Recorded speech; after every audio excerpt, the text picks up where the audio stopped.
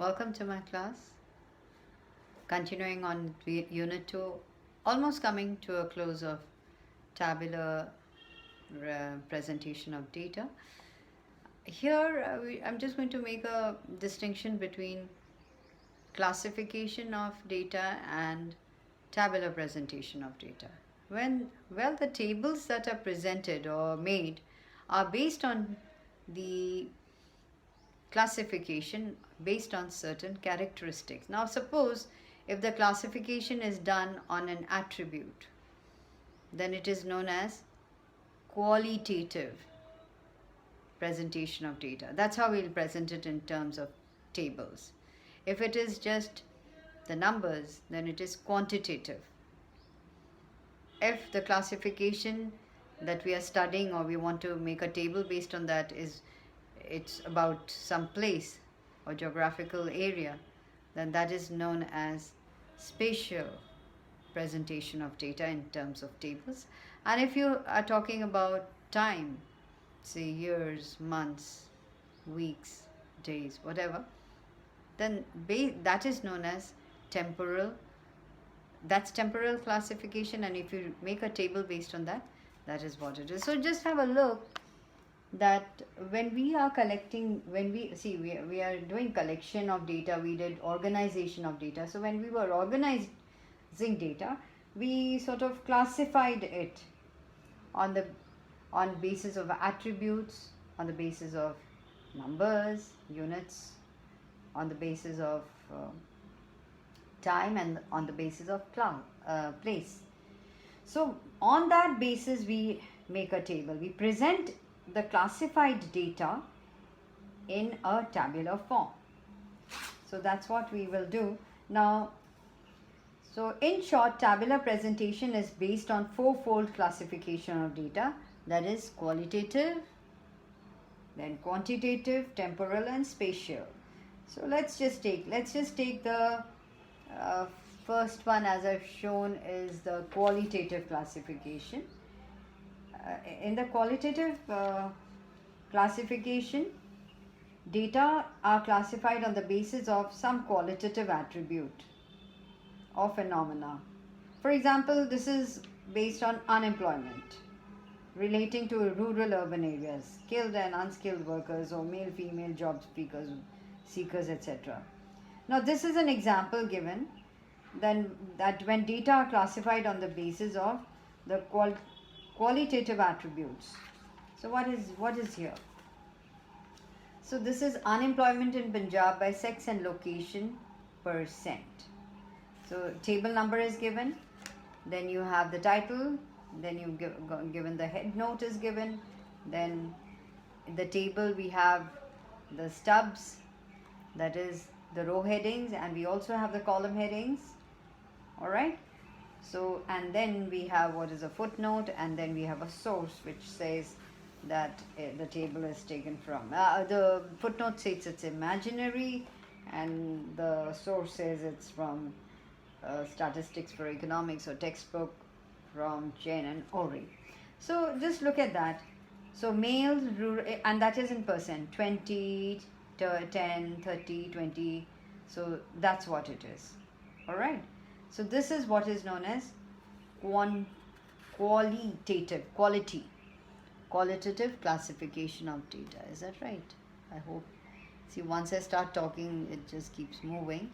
So now we will do the quantitative tabular representation of the classification that we've done.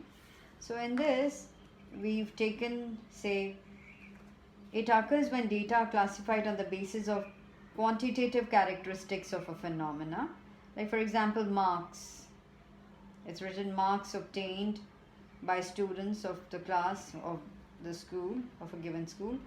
So this is how it shows the tabular presentation.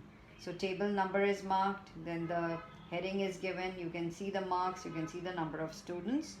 So here these are quantifiable variables, and the data are classified in terms of different class intervals. Is that clear? So you can do they've given you some learning by doing that. Say construct a table on marks, say in English, secured by students of class 10 in your school in the unit examination. Now we come to what is known as the temporal classification. All right. So in the temporal classification of data, the data is presented in the form of time.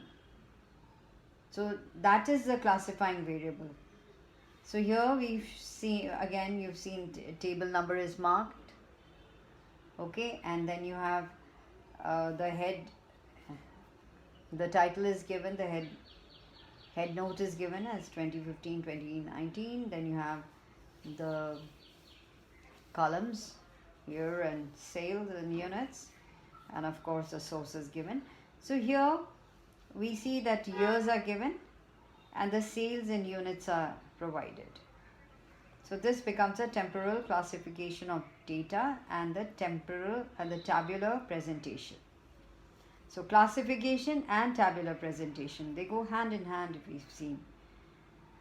So there's another learning by doing that they've expressed a question that ask your principal to provide you information on the number of students in the school over the last 10 years and present the data in a table based on temporal classification. So different years. Now we come to the fourth one, that is the spatial classification based on space. The spatial classification, that is place, location, this becomes the classifying variable. So spatial classification, and you have what is the tabular presentation in terms of the geographic location. All right. So here we've seen the table number, say 4, then you have the heading given as, title given as Indian students in different countries of the world. Then a head note is given in terms of the year. Then you have the table made, you have these columns given. All right. And then of course you have the source. So here you see USA so many students, UK so many students, Japan so many students.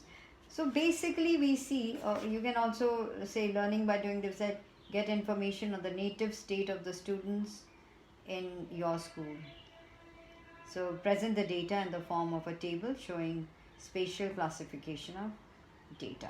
You can do anything of that sort. All right. So here we see that classification and tabulation go hand in hand. So if there are 4 types of basic classification, we can present those in terms of tabular form.